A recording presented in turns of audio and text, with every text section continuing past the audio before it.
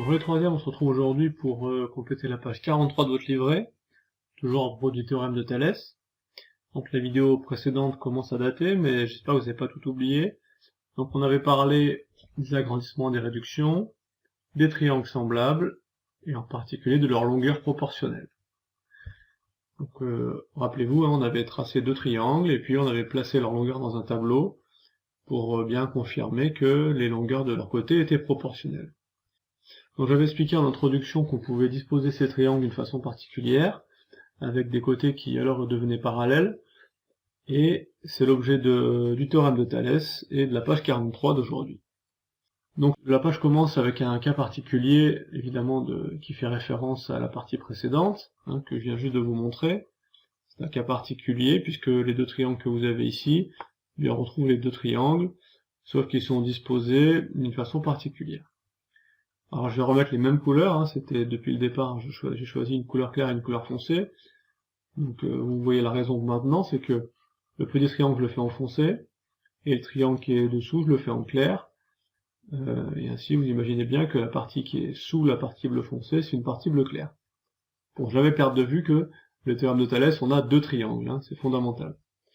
Donc remettez les sommets, ABC pour le petit et ADE pour le grand triangle. Avec AB et D qui sont alignés, c'est important aussi. Donc ABD sont alignés et ACE sont alignés. Et puis l'autre configuration, qu'on appelle papillon ou sablier, donc même chose, un petit et un grand triangle. Le cas particulier nous dit que si on superpose des triangles de cette façon-là, et qui sont semblables, eh bien, on obtient des côtés parallèles. Vous avez expliqué, c'est lié aux angles correspondants égaux. Pourquoi les angles sont correspondants? Parce que les triangles sont semblables. Et la réciproque est vraie. Et finalement, le théorème de Thalès, c'est une réciproque de cette propriété. Donc on peut l'énoncer de cette façon. Si les points ABD d'une part et ACE d'autre part sont alignés, et si les droites BC et DE sont parallèles, jusque-là on est d'accord, les points ABD et les points ACE sont alignés, et les droites BC et DE sont parallèles, alors dans ce cas-là, qu'est-ce qu'on a? Eh bien on a affaire à deux triangles semblables. Et qui dit triangle semblable dit évidemment côté proportionnel. Alors ça peut être une façon d'énoncer le théorème de Thalès. Quand vous allez l'utiliser dans les exercices, vous n'aurez pas à le réciter. Vous aurez simplement à dire d'après le théorème de Thalès. De la même façon que quand vous utilisez le théorème de Pythagore, vous ne le récitez pas à chaque fois. Vous dites simplement d'après le théorème de Pythagore. Donc un premier exemple pour vous montrer comment est-ce qu'on utilise le théorème de Thalès. Donc d'abord vous reconnaissez tout de suite les deux triangles dont on parle depuis le début. Le triangle POR et puis le triangle PTE. Ou alors on peut l'appeler PRO et PET. En tout cas, ils ont comme sommet commun le sommet P. Donc je peux remettre mes deux couleurs fétiches. Bien, alors, quelle est l'idée? J'ai assez insisté dans la dernière vidéo pour aller un petit peu plus vite maintenant dans celle-ci. L'idée c'est que, puisque les droites sont parallèles, comment je le sais? C'est dit dans l'énoncé, OR et TE sont parallèles, puisque ces droites sont parallèles, que les triangles sont bien disposés, eh bien, ils sont forcément semblables, ces deux triangles. Pourquoi? Parce qu'ils ont des angles égaux. Cet angle est égal à celui-là, ils sont correspondants, les droites sont parallèles, cet angle est égal à celui-là, et puis cet angle, ils l'ont en commun. Donc ils ont trois mêmes angles, donc ils ont leur côté proportionnel. Alors qu'est-ce qu'on doit écrire si on a un exercice comme celui-ci à faire? On doit déjà commencer par dire que les points PRE et POT sont alignés, ce qui nous assure d'être dans une bonne configuration de Thalès. Deuxième chose à préciser, c'est que les droites sont parallèles. Ça aussi c'est indispensable. On vient d'expliquer pourquoi.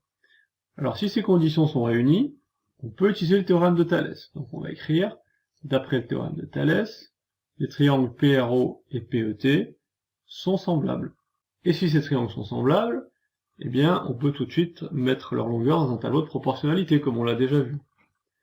Donc comment on va faire? Eh bien on va mettre les longueurs d'un triangle sur une ligne, et les longueurs de l'autre triangle sur l'autre ligne, en faisant en sorte que dans chaque colonne, les longueurs, entre guillemets, se correspondent. Donc je vais mettre le triangle PRO en haut et le triangle PET en bas. Vous pouvez même, si vous voulez, utiliser les couleurs que vous avez choisies pour colorier les lignes du tableau. Je peux le faire aussi moi.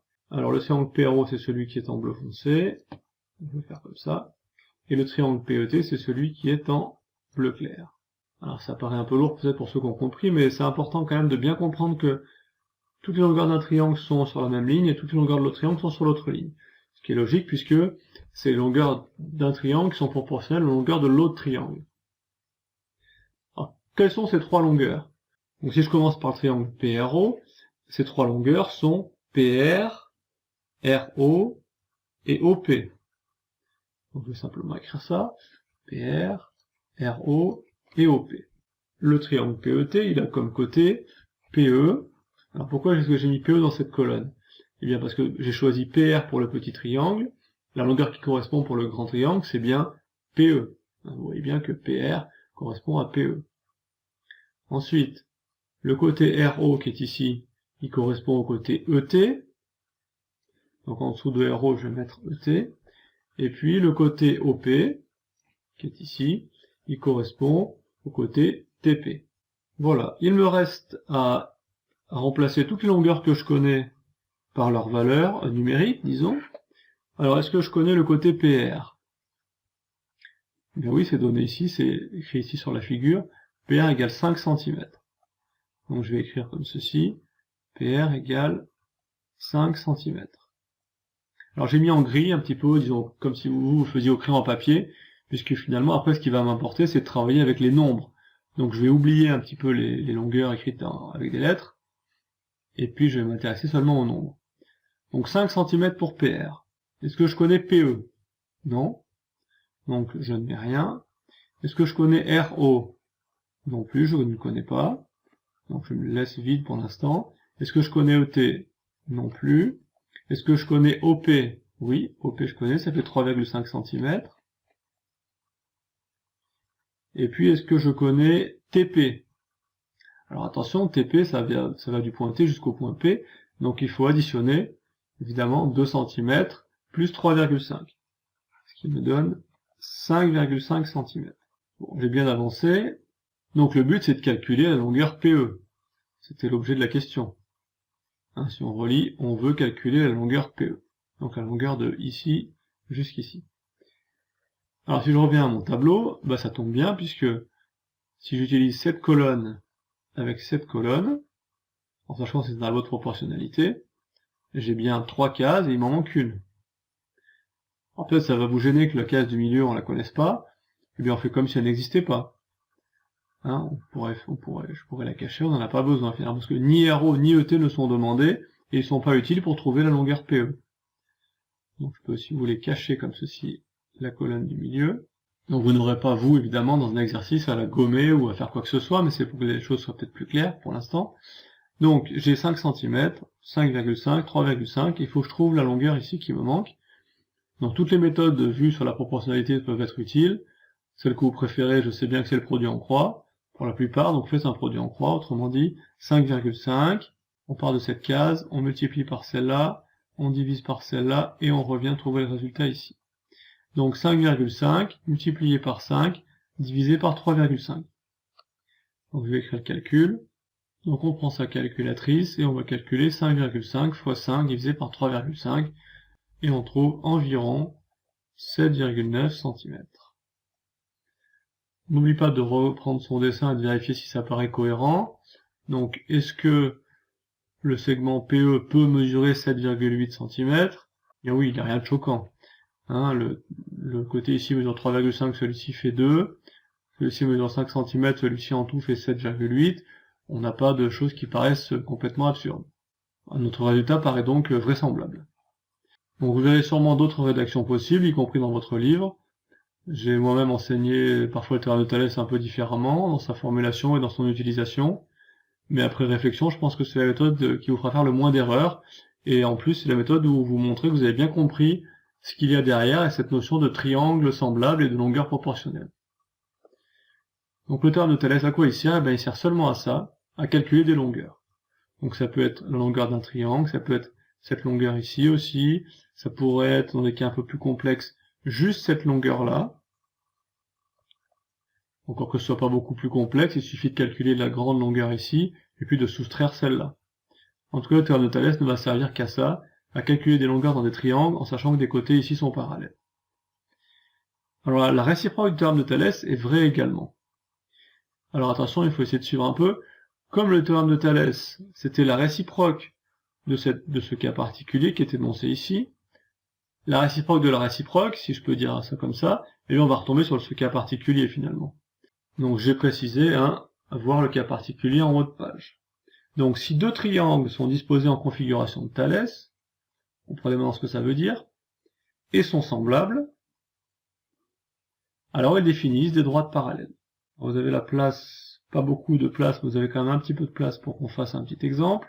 On va essayer de démontrer que les droites MN, qui est ici, et ST, sont parallèles.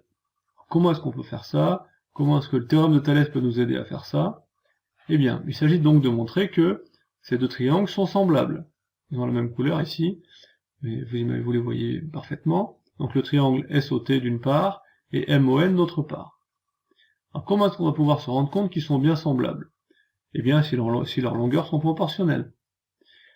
Alors, vous pourriez me dire, monsieur, mais on ne connaît pas les longueurs ST, quand on regarde l'énoncé, on ne connaît pas ST, je peux écrire les longueurs sur la figure.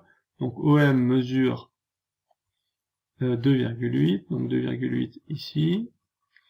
ON fait 5,4. OS fait 2,7.